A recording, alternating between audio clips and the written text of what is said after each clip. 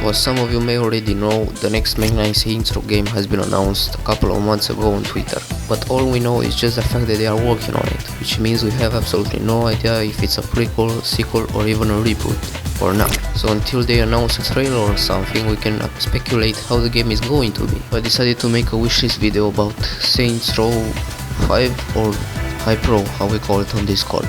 It's just a placeholder name made by fans, so yeah, it's nothing official. But anyway, let's begin with the wishlist. Free running, or as Volition calls it, gun running. You might have already seen gameplay of it. It's basically parkour but with guns. From what we've seen in the leaked Sants Row 3 2009 trailer, the parkour looked pretty awesome, with being able to hop onto cars and push yourself off of walls. But we also have another piece of media which shows a very early and in-depth SR3 gun running gameplay. It's really early and contains a small section of Stillwater and early models.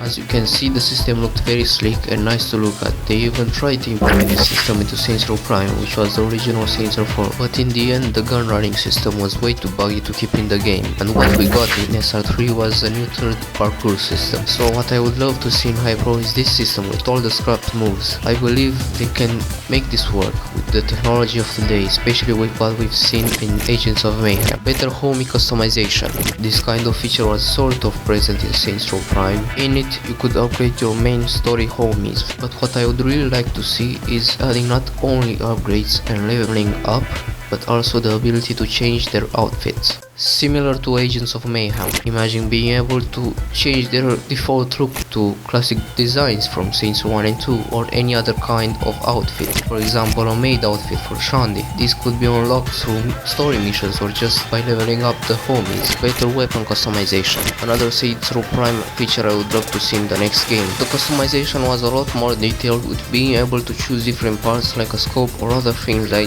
don't know the name of right now. It's pretty self-explanatory, but what I would really love to see is the ability to downgrade upgrades, especially the dual wielding, just like in Sants Row 2. And it doesn't need to be exclusive to weapons, it could be any kind of upgrade, just for that extra freedom Sants Row really needs. And of course, a lively city. This one is pretty obvious, just like Stillwater was in Sants Row 2, with lively pedestrians that had different personalities and special animations that truly made Stillwater a great open world city. And of course, when Sants Row 3 came out, people were disappointed because Stillwater was very bland and repetitive, with all the pedestrians looking more or less the same and had no real jobs or things to do, or if they did, it was a rare sight to see. But what's really sad is that there are a bunch of animations found in the files of SR3 that show the pedestrians were supposed to have a lot more animations, like for example a cheerleader animation from Sants Row 2 or one holding a sign for construction workers. But I'm not just talking about the pedestrians, we also need interesting looking landmarks like in Sants Row 2. And no, I don't need Stillwater 3.0, I would prefer if it was a new city. A good story. We need a story that doesn't get rid of previously introduced homies or even the entire planet like in Sants Row 4. A story that stays fairly grounded with